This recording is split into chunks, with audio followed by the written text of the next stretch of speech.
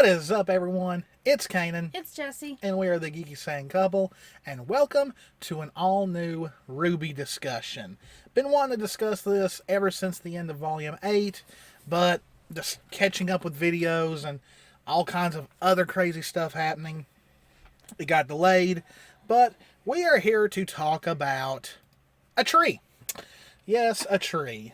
And it is the theory that this tree could be based off a tree that has different pronunciations. I've heard it called Yggdrasil. I've heard it called Yggdrasil.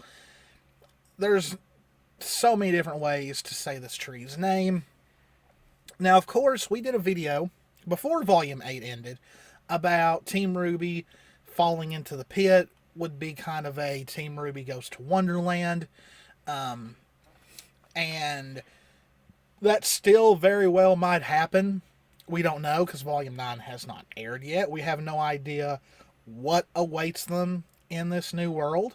So there could be very Wonderland-like things happen in it. But I mean, the giant shells are a huge clue there. yeah. But let's not forget that RWBY not only deals with fairy tales, but they also deal with different parts of mythology. You know, Pyrrha, for one, she was based off Achilles, which is a very well-known hero in Greek mythology. That's not fairy... Well, it is kind of contested if Achilles ever did exist, but, you know, it's more Greek mythology than it is fairy tales, even though Greek mythology, in a way, is kind of Greek fairy tale. So... Just how you did that. She's in a giggly mood. Something happened off camera that she almost died. Okay. That's not exactly an exaggeration either. No, she couldn't breathe. She was laughing so hard. So Yggdrasil is, of course, Norse mythology. If you've watched any of the Thor movies, though they don't really talk about the tree, they talk about the 9 realms and all that, and that is pretty much what the tree does. It connects the 9 realms. It is an immense and central sacred tree. Around it exists all else, including the 9 worlds, which, you know, 9 worlds, 9 realms, it's all about the same. Says the branches of Yggdrasil extends far into the heavens, and the tree is supported by 3 roots that extend far away into other locations. And I cannot pronounce any of these names or words, but one goes into a well that's in the heavens, one to a spring, and another to another well. And now this is the thing: creatures that live within Yggdrasil include a dragon, an eagle, and some stags. So if we see a dragon, an eagle, and some deer on this island, we know that this may definitely be something that could be, you know, something they definitely did base this tree off of. They also talk about how Yggdrasil is always in the center, and there's many other examples of a tree growing within the center. Like, there's a picture of a tree growing right in the middle on top of a burial mound in Denmark, and, you know, it's seen as a connection to the other world and all that. If any of you have played the RPG Tales of Symphonia, if not, amazing game. I would hate to say how many times I played that game on the GameCube when it first came out.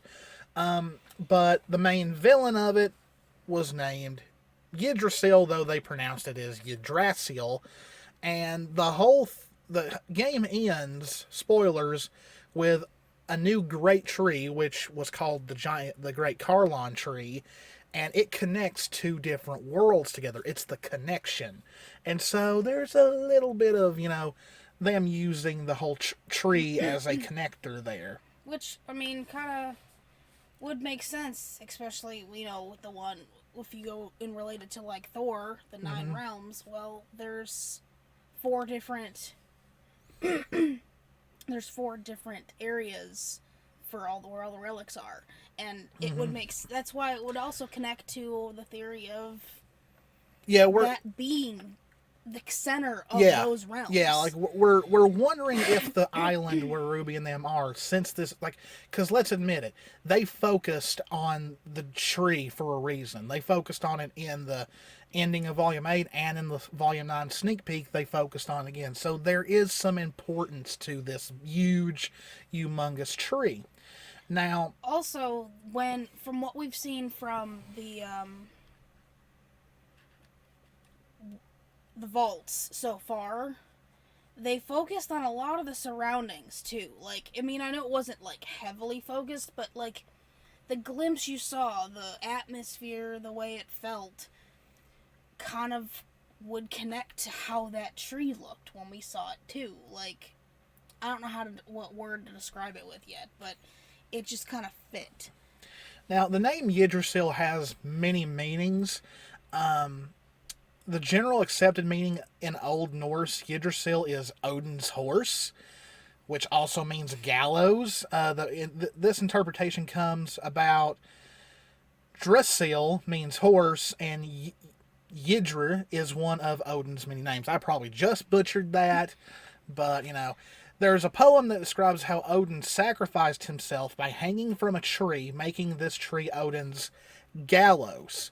This tree may have been Yggdrasil, it says. Gallows can be called the horse of the hanged, and therefore Odin's gallows may have developed into the expression Odin's horse, which then became the name of the tree. There's also, there's many other opinions. My favorite is by F. Detter, and that the name Yggdrasil refers to the word, oh boy, I cannot pronounce that, but it means, this one right here, Yigger. If anyone, I'm not sure.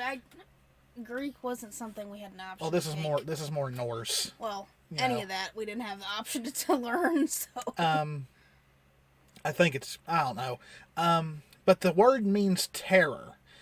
And though it's not reference to anything else that's ever been said about it, it would stand for Tree of Terror, which I would be okay with. What if the tree is where they see, there's this big theory that they're going to see people who have died here. And where, better yet, could it be in this tree of terror, this life tree, where this is where everyone goes when they die, like we've said. RWBY, this is going off the theory that Summer is really not dead, which many still think she's dead, and there's a lot more that think she isn't. What if RWBY sees Penny, Jean sees Pyrrha, Neo sees Roman, Blake and Yang, since Yang really doesn't have anyone else to see, Blake and Yang see Adam. So that, not saying that's going to happen, because that kind of falls in more with a Valhalla, which Valhalla could fall into this as well, because Valhalla is, in Norse mythology, the afterlife for Vikings. The best way I can say it is, if you've ever played Assassin's Creed Valhalla, spoiler incoming, Eivor gets trapped into a simulation of Valhalla. And pretty much what it is, it's this big old great hall where all day the Vikings eat and drink and just party.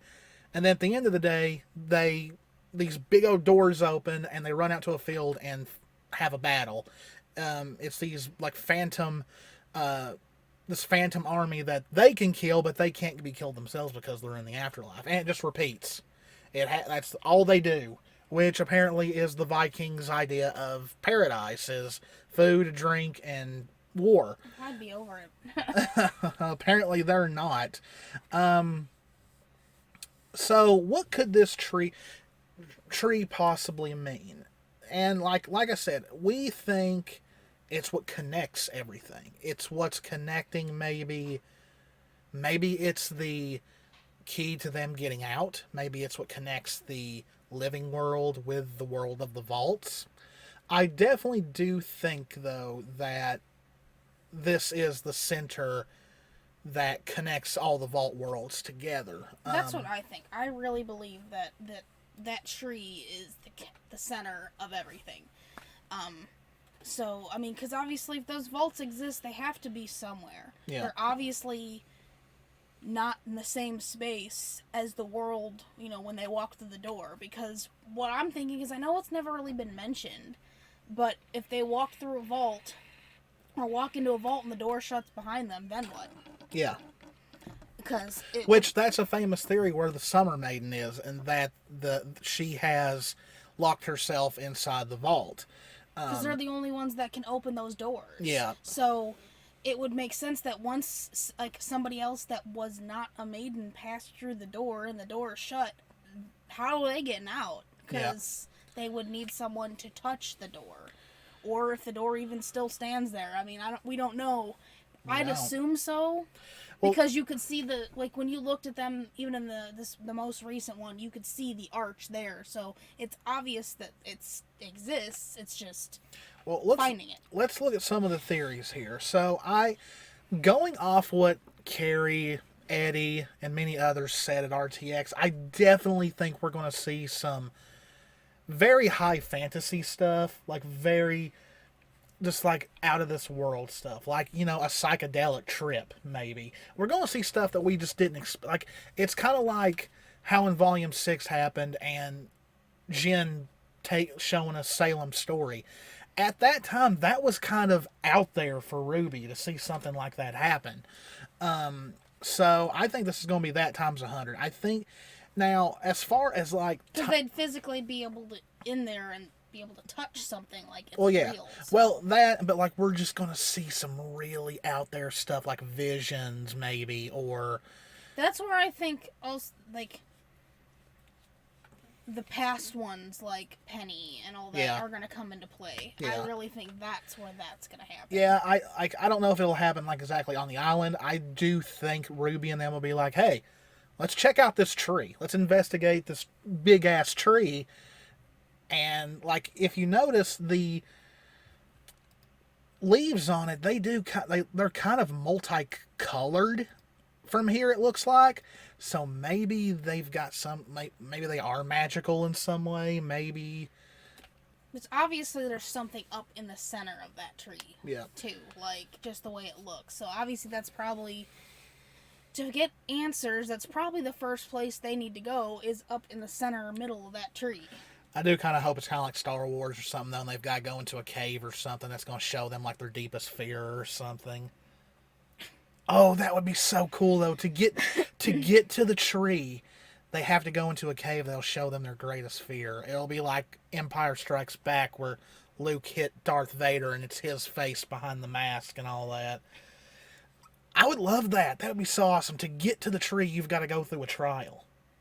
That would be amazing.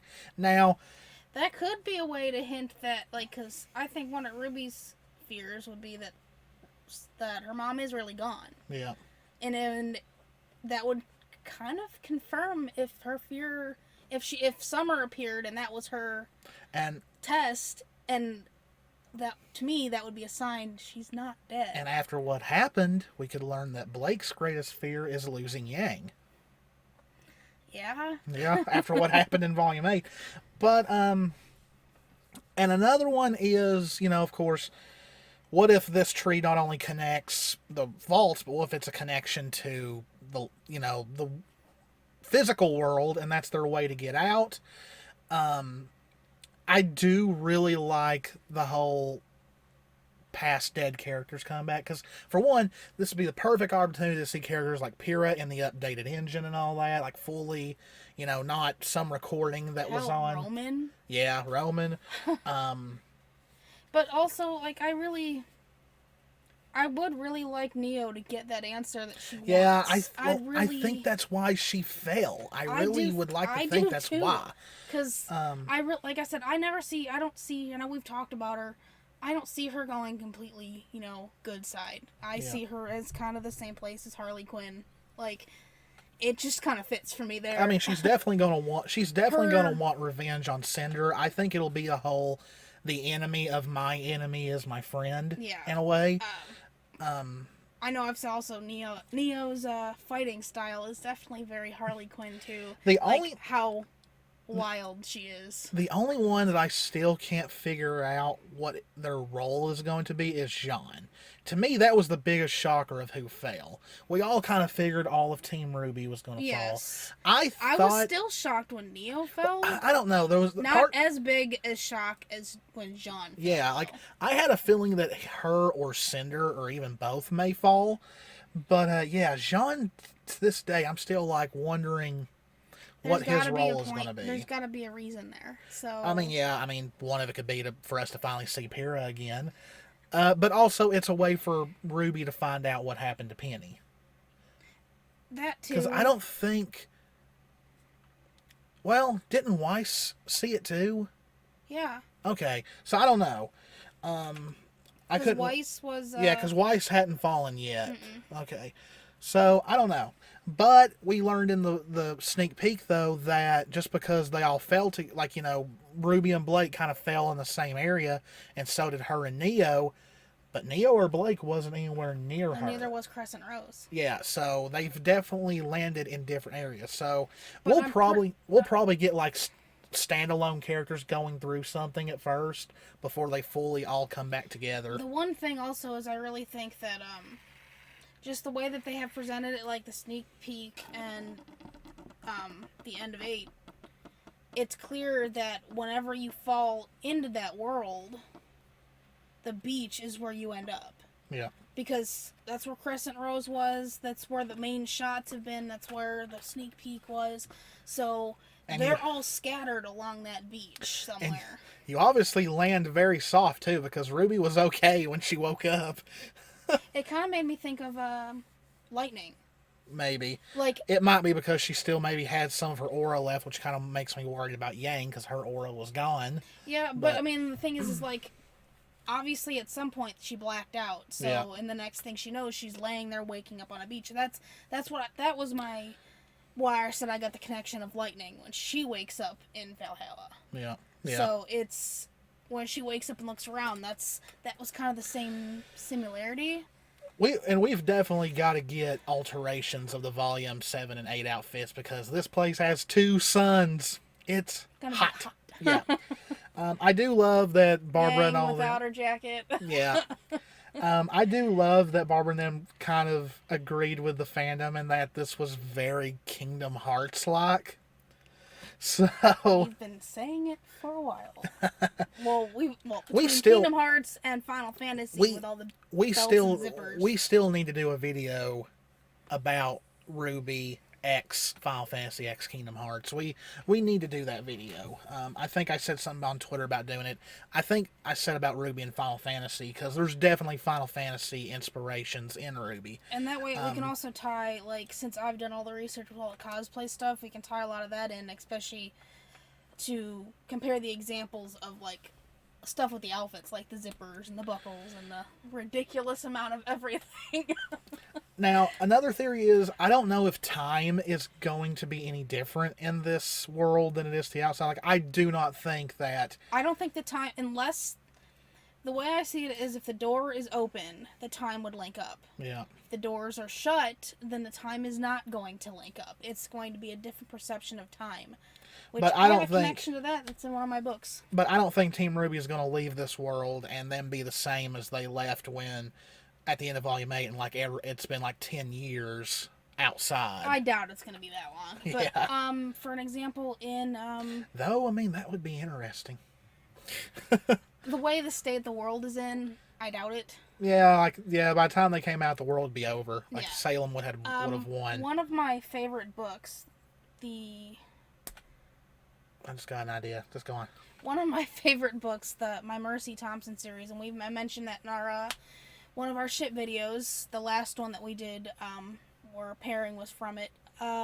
There is, I can't remember which book it was in, but there's a fairy realm that's they had to go in to rescue some people, and Z is one of the main characters that you meet first off in the first book. He has the doorway to getting to this place open. And he said, as long as the door is open, the time for both worlds syncs up. Once the door closes, the perception of time changes. And I think that is a huge thing between this. And I really do think that's probably what's going to happen. Because it kind of really does make sense. Because time would stop and sync up once a door is open to get a relic. Yeah. But I really do think that, I really do kind of go with the theory of the Summer Maiden being locking herself inside. And that might be how they get out, and that's how they end up in Vacuo. I think that's probably how they're going to have to get out. Yeah, like they find the Summer Maiden. It would make a lot of sense. Yeah, they find the Summer Maiden, and eventually she lets them out, and that's how they, walk into Vacuo. Another theory going around is Raven using her semblance to get them out, but we don't know if her semblance can go into that world. Yeah, we don't know if she can reach this yet. We don't even know exactly if semblances work in this world.